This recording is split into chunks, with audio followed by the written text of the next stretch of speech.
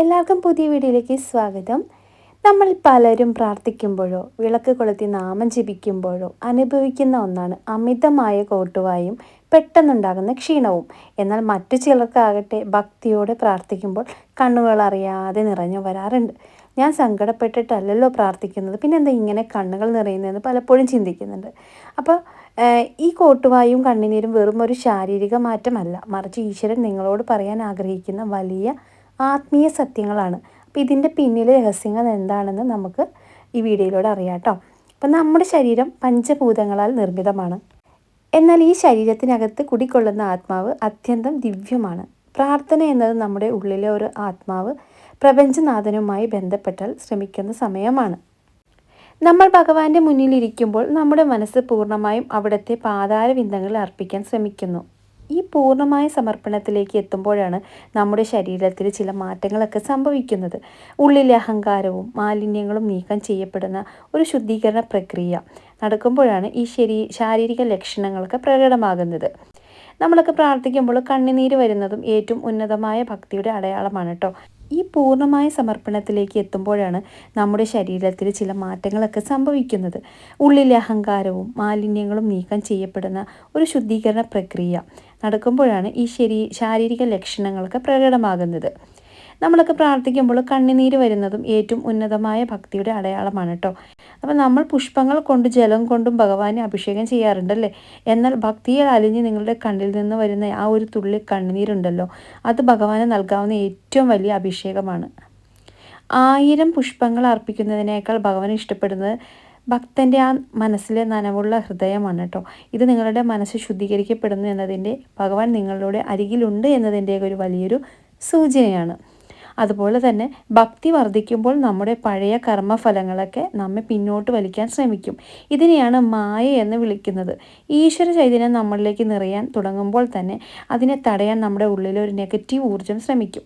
ഇനി പ്രാർത്ഥിക്കേണ്ട, നല്ല ക്ഷീണമുണ്ട്, അപ്പം നാളെയാകെ എന്നിങ്ങനെയുള്ള മടി തോന്നിക്കുമ്പോൾ, പ്രാർത്ഥിക്കാനിരിക്കുമ്പോൾ മാത്രം വരുന്ന ഒരു അമിതമായ ഉറക്കവും കോട്ടുവായും ഒക്കെ ഇതിൻ്റെ ഒരു ഭാഗമാണ്. ഇതൊരു പരീക്ഷണമാണെന്നാണ് തിരിച്ചറിയുക. കോട്ടു വരുന്നുണ്ടെങ്കിൽ അതിനർത്ഥം ദൈവം നിങ്ങളുടെ വിളി കേട്ടു തുടങ്ങിയിരിക്കുന്നു എന്നും നിങ്ങളുടെ ഉള്ളിലെ ആ ഒരു നെഗറ്റീവ് ഊർജ്ജം പുറന്തള്ളപ്പെടുന്നു എന്നുമാണ്.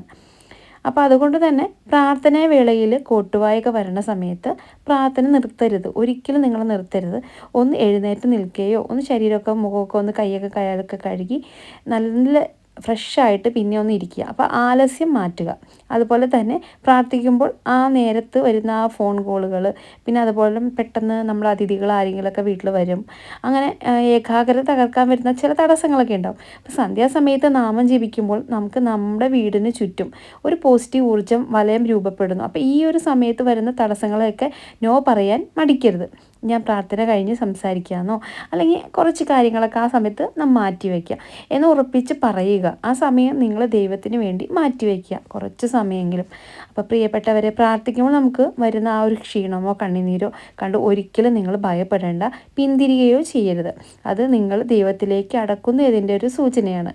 അപ്പോൾ എന്നും പ്രാർത്ഥിക്കുമ്പോൾ ഈ ഒരു കാര്യം കൂടി പറയണം: ഭഗവാനെ, എനിക്ക് അങ്ങയോടുള്ള ഭക്തിയിൽ ഉറച്ചു നിൽക്കാൻ ശക്തി നൽകണമേ. ശാരീരികമായ തടസ്സങ്ങൾ കൂടാതെ പുറമേ നിന്നും തടസ്സങ്ങൾ വരും. കൃത്യം പ്രാർത്ഥിക്കുന്ന നേരത്ത് വരുന്ന ഓരോരോ തടസ്സങ്ങളൊക്കെ ആ സമയത്ത് നമ്മൾ മാറ്റാൻ ശ്രമിക്കുക. നല്ല രീതിയിൽ ഭഗവാനെ പ്രാർത്ഥിക്കാൻ നല്ല മനസ്സ് ഏകാഗ്രതയോടെ ഇരിക്കുക. ആ സമയത്ത് നമുക്ക് വൃത്തിയായിട്ട് കുളിച്ച് ശുദ്ധമായിട്ട് ഇരുന്ന് പ്രാർത്ഥിക്കാനായിട്ട് ഇരിക്കാം. ആ ഫ്രഷായിട്ട് നമ്മൾ ഇരുന്നാൽ തന്നെ നമുക്ക് പ്രാർത്ഥനയിൽ നല്ല ശ്രദ്ധയോടെ പ്രാർത്ഥിക്കാൻ പറ്റും. ഉറക്ക ക്ഷീണങ്ങളൊന്നും വരാതെ വൈകുന്നേരങ്ങളൊക്കെ ഇരിക്കുന്ന സമയത്ത് നമ്മൾ നല്ല രീതിയിൽ ഫ്രഷായിട്ട് മുഖം എല്ലാം കഴുകി നല്ല ഒരു ഇതായിട്ടിരിക്കുക. കൃത്യം പ്രാർത്ഥിക്കുന്ന നേരത്ത് നമുക്ക് വരുന്ന ചിലപ്പോൾ ഫോൺ കോളുകൾ കാണാം, ചിലപ്പോൾ അയൽക്കാരുടെ സന്ദർശനം, ആ സമയത്ത് കസിൻസ് ആരെങ്കിലും വരും. ആ സമയങ്ങളിൽ പല രീതിയിലും ഒക്കെ വരും. അപ്പോൾ ആ സമയത്ത് നമ്മളെല്ലാം അതൊന്ന് മാറ്റി വെച്ചിട്ട് പ്രാർത്ഥനയിലേക്ക് ഒന്ന് ഇരിക്കുക. അപ്പോൾ ആ സമയം നമ്മൾ ദൈവത്തിനുള്ളതാക്കണം. ദിവസത്തിൽ ഒരു 15 മിനിറ്റെങ്കിലും ദൈവത്തിന് മാത്രമായിട്ടൊരു ദിവസം മാറ്റി വയ്ക്കുക, ഒരു കുറച്ച് നേരമെങ്കിലും. അപ്പോൾ നമുക്ക് ദൈവത്തിനോട് കൂടുതൽ അടുക്കാൻ ശ്രമിക്കുകയാണ് നമ്മൾ. അപ്പോൾ അതുകൊണ്ട് പ്രാർത്ഥിക്കുമ്പോൾ വരുന്ന ക്ഷീണമോ കോട്ടുവായോ കൊണ്ട് ആരും ഭയപ്പെടേണ്ടതില്ല. അതൊരു നല്ല ലക്ഷണമാണ്. അപ്പോൾ നിങ്ങളുടെ പ്രാർത്ഥന ഫലിക്കാൻ പോകുന്നതിൻ്റെ ഒരു സൂചനയാണ്. അപ്പോൾ എത്ര പരീക്ഷണം വന്നാലും പ്രാർത്ഥന മുടക്കാതെ മുന്നോട്ട് പോവുക. ചില പ്രാർത്ഥനകൾ കണ്ണുനീരാണ്. നമ്മൾ പറയാൻ അറിയാത്ത വേദനകൾ, നമ്മൾ പോലും മനസ്സിലാക്കാത്ത ദുഃഖങ്ങൾ, അതെല്ലാം കണ്ണുനീരായിട്ട് മാറി ദൈവസന്നിധിയിൽ എത്തുന്നു. അതൊക്കെ വിശ്വാസത്തിൽ പറയുന്നുണ്ട്. അപ്പോൾ ഒരു കണ്ണുനീരും ദൈവത്തിൻ്റെ കണക്കിൽ വില കുറഞ്ഞതല്ല. നീ കരഞ്ഞാൽ ദൈവം നിന്നെ ചോദ്യം ചെയ്യില്ല. അവൻ ചോദിക്കുന്നത് ഒന്ന് മാത്രം, നിനക്ക് എവിടെയാണ് വേദന? അതുപോലെ തന്നെ ആത്മാവിൻ്റെ ശുദ്ധീകരണം. അതായത് നമുക്ക് പ്രാർത്ഥനയ്ക്കിടെ ക്ഷീണം വരുന്നത് ഒരു ശുദ്ധീകരണത്തിൻ്റെ അടയാളമായിട്ട് പല ഭക്തരും കാണുന്നു. എത്ര നാൾ നമ്മൾ ദേഷ്യവും കുറ്റബോധവും നിരാശയും ഹൃദയത്തിൽ ചുമന്ന് നടന്നു. ദൈവസന്നിധിയിലെത്തിയപ്പോൾ അവയെല്ലാം പതുക്കെ അങ്ങ് കത്തിപ്പോകുന്നു. അതിനുശേഷം വന്നു ചേരുന്ന തളർച്ച നശിപ്പിക്കുന്നതല്ല, അത് പുതുക്കലിനുള്ള മുൻപിലുള്ള നിമിഷമാണ്. അപ്പോൾ പഴയത് മാറി പുതിയത് ആരംഭിക്കുന്ന ഒരു നിമിഷം.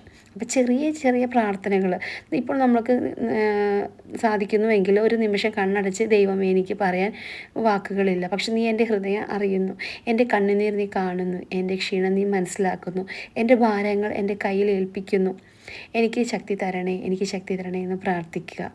അപ്പോൾ കാരണം ദൈവസന്നിധിയിൽ മനുഷ്യർ ഏറ്റവും സുരക്ഷിതനായി ദുർബലനാകുന്നത്. അവിടെ നീ അഭിനയിക്കേണ്ട, നീ ശക്തനാകേണ്ട, നീയായിട്ട് ഇരുന്നാൽ മാത്രം മതി. ഭാരം ചുമക്കുന്നവരെ എൻ്റെ അടുക്കൽ വരുവിൻ, ഞാൻ നിങ്ങളെ ആശ്വസിപ്പിക്കുന്നതാണ് ദൈവത്തിൻ്റെ ഒരു ഇത്.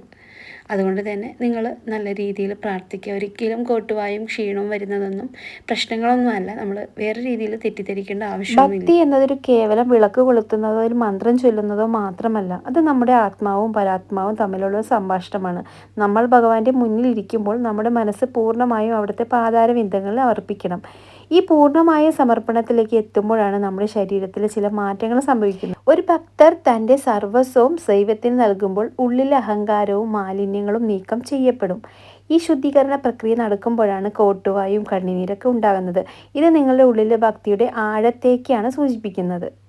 അപ്പോൾ നമ്മുടെ മനസ്സ് എല്ലായ്പ്പോഴും ഇങ്ങനെ ഓടിക്കൊണ്ടിരിക്കും എന്നുള്ള പ്രാർത്ഥനയുടെ ആ മനസ്സിനെ പിടിച്ചു നിർത്താൻ ശ്രമിക്കുമ്പോൾ ശരീരം അതിനെ എതിർത്തേക്കാം. ഭഗവാൻ ശ്രീകൃഷ്ണൻ ഭഗവത്ഗീതയിൽ പറയുന്നത് പോലെ തന്നെ മനസ്സിനെ നിയന്ത്രിക്കുക എന്നത് പ്രയാസകരമാണ്. പക്ഷേ നിരന്തരമായ അഭ്യാസത്തിലൂടെ അത് സാധ്യമാണ്. പ്രാർത്ഥന വേളയിൽ ഉറക്കം വരുന്നത് നിങ്ങളെ ഭക്തിയിൽ നിന്ന് അകറ്റാനുള്ള ഒരു മായയുടെ കളികളാണ്. അപ്പോൾ ഇതിനെ മറികടക്കാൻ ഭഗവാന്റെ രൂപം മനസ്സിൽ ഉറപ്പിച്ചു നിർത്താൻ ശ്രമിക്കുക. അവിടുത്തെ പുഞ്ചിരിക്കുന്ന മുഖം ധ്യാനിക്കുമ്പോൾ ഒരു തടസ്സങ്ങളെല്ലാം പങ്കപ്പ കിടക്കും. അപ്പോൾ ഒരു തുള്ളി കണ്ണുനീർ ഭക്തിയോടെ ദൈവത്തിന് മുൻപിൽ വീഴ്ത്തുന്നത് 1000 പുഷ്പങ്ങൾ കൊണ്ട് അർച്ചന നടത്തുന്നതിന് തുല്യമാണ്. നിങ്ങളുടെ വിളി ദൈവം കേൾക്കുന്നു എന്നതിൻ്റെ ഏറ്റവും വലിയ തെളിവാണിത്. സന്ധ്യാസമയത്ത് നാമം ജപിക്കുമ്പോൾ നമ്മുടെ വീടിന് ചുറ്റും ഒരു പോസിറ്റീവ് ഊർജ്ജവലയം രൂപപ്പെടുന്നു. ഈ വലയത്തിലേക്ക് പ്രവേശിക്കാൻ ദുഷ്ടശക്തികൾക്ക് സാധിക്കില്ല.